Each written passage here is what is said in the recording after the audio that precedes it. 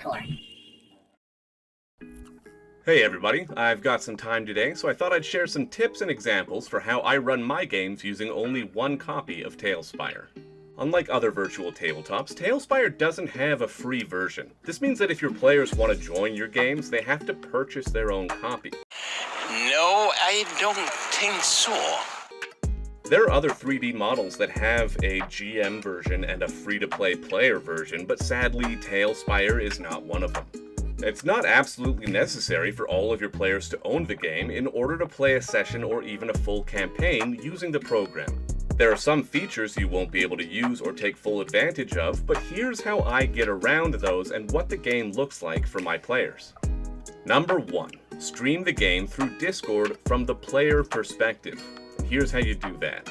First, open your Steam library. Scroll past all of your weird anime dating sims, and at the bottom left, you'll see a button that says Add Game. Click that button and then click Add Non-Steam Game. Go through this browser directly to your Steam directory and add TaleSpire. Now I know that you clicked Add Non-Steam Game and you're adding a Steam game, but it doesn't matter, which I think is a good sign, because if Steam can't tell that you're adding a Steam game, we're a long way off from robots conquering the planet.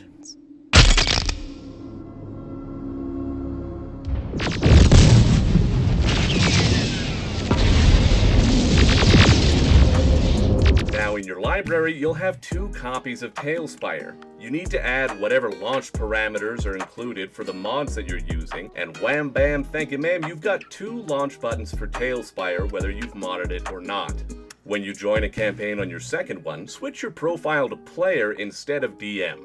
This player perspective is the one that you're going to stream to Discord, because then your players who are watching the stream won't be able to see all the cheeky, sneaky shit you're doing behind the scenes with hidden monsters or whatever.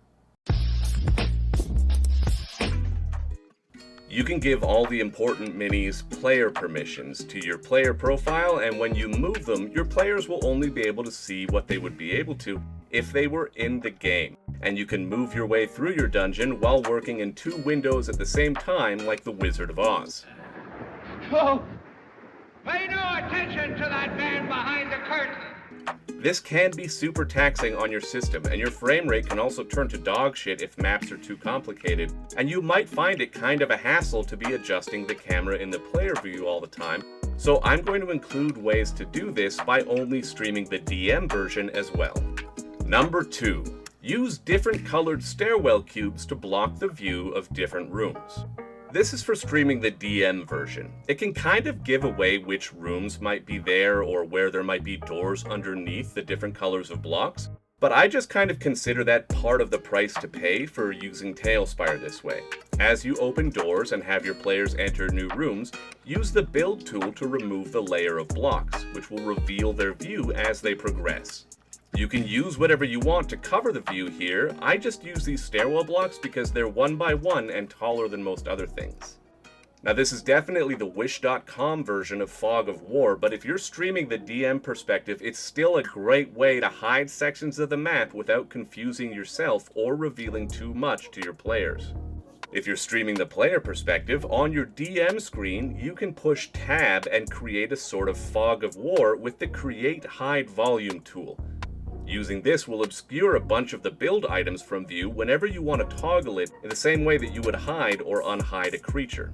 From the player perspective, you can actually use this tool to hide just rooftops or sections of the map entirely, only revealing them when the time is right. Overall, it's a vastly superior way of doing things, but only if you can handle running 2 copies of TaleSpire at the same time. Number 3. Put your initiative order into TaleSpire, but do your rolls outside of it. If all of your players are in the game, TaleSpire rolling works great. The little dice bounce around, and you can even use the Beyond the Spire browser extension that'll just transfer your data from D&D Beyond to TaleSpire. I strongly suggest using D&D Beyond for all of your rolls, as the campaign roll log will make player rolls public and you can set your encounters up in there as well.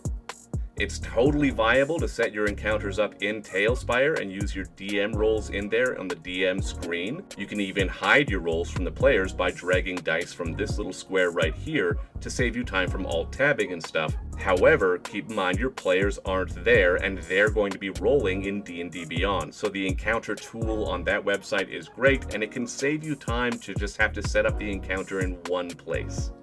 As for the turn order, definitely do this in TaleSpire and use the turn tool there. Now, I'm what the doctors and scientists call a fucking moron. So when I'm going through turn order, I almost never announce who's next while I'm calling out the current player's turn. If you take a few seconds and put your turn order into TaleSpire just by clicking the hourglass and then tapping each mini in the right order, your players will be able to see on that screen and they'll know when their turn is coming. Number 4. Use the flashlight and unbind the cutaway tool.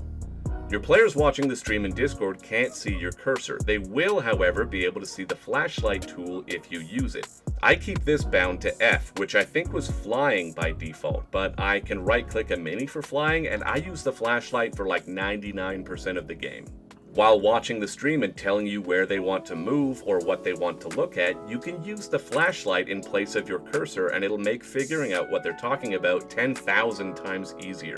The more used to this system your players get, the quicker everything will go, so get in the habit of turning on the flashlight basically all the time.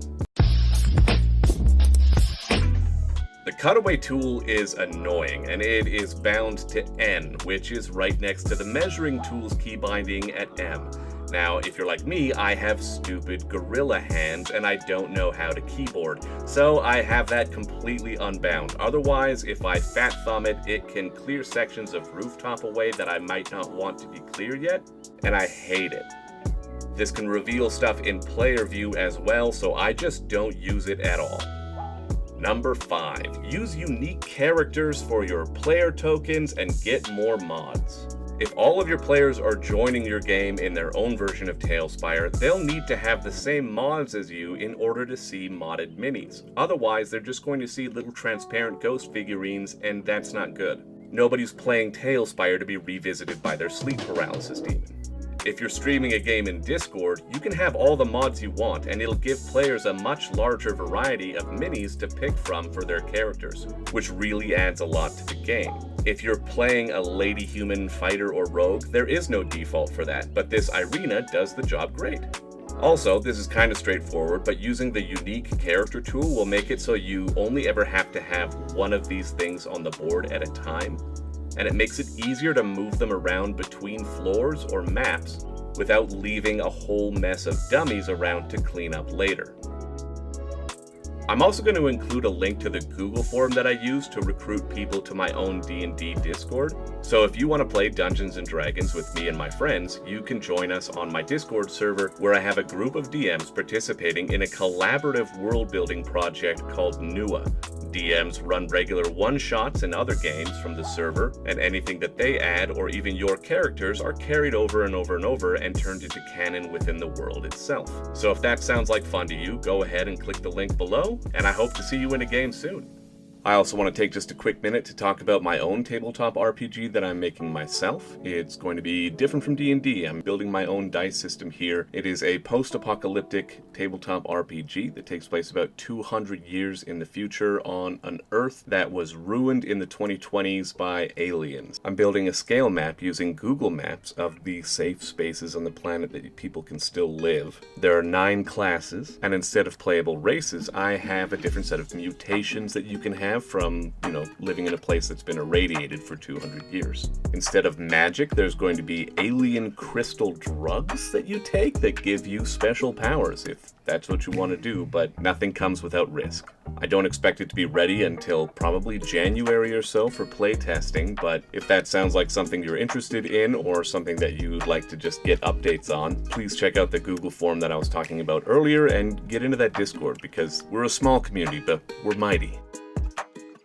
So that's going to be it for the video. I really appreciate it if you stuck around for this long. If you saw anything in the video that you're curious about or want to know more about, or if you have anything else about TaleSpire that you might be struggling with, let me know in the comments. If you have any tips for me, let me know in the comments. I made this channel specifically to try and solicit advice from you guys. So thank you again. I appreciate you. I'll see you in the next video.